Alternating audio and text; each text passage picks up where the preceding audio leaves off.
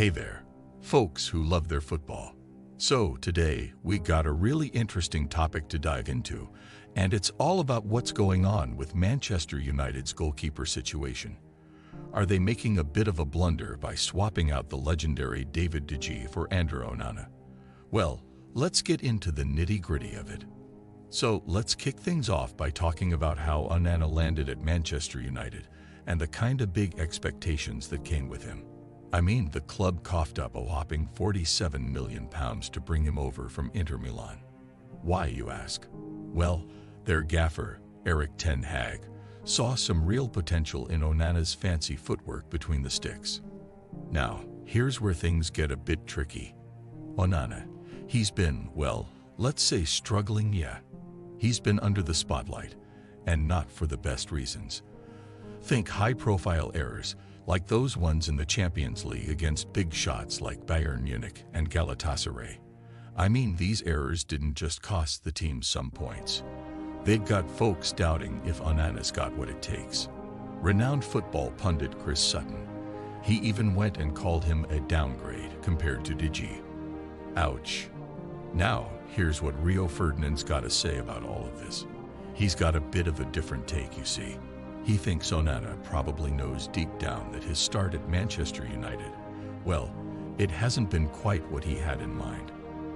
Those mistakes, they're not quite up to the required standard, you know. And Rio, he's seen this movie before, back when de Gea started out.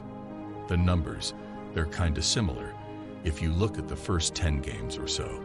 So if you were to have a chat with Onana himself, he'd probably say, "This ain't the start I had in mind, and it's nowhere near the level I'm used to. Man that expects more, and I gotta buck up my ideas."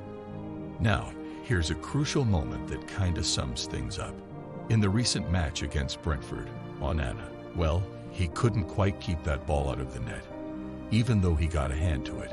But hold on, Scott McTominay, he saved the day with 2 goals in stoppage time, giving United a 2-1 win. It was a bit of a woo moment, you know. Ferdinand, he saw a bit of himself in Onana's celebration, like when he was relieved after David Beckham scored that last-minute free kick for England. When you make a mistake, that relief, it's something you can't help but feel. Oh, and there's one more thing to consider. Garth Crooks, he's not holding back either. He's got some harsh words for Onana. He's saying that it's pretty tough trying to win games when your goalkeeper's making errors almost every week, especially when you've had legends like Peter Schmeichel, Edwin van der Sar, and David de Gea in the past. Crooks, he even went on to say that Onana, well, he's not even on their level, not even close. That's gotta sting a bit, right? So, there you have it, folks.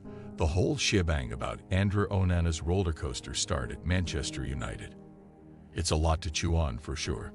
The pressure's on, following in the footsteps of goalkeeping greats, and the big question is, can Onana adapt and step up his game? Time's gonna tell. Share your 2 cents in the comments, and hey, don't forget to hit that subscribe button for more football talk and analysis. Catch you later.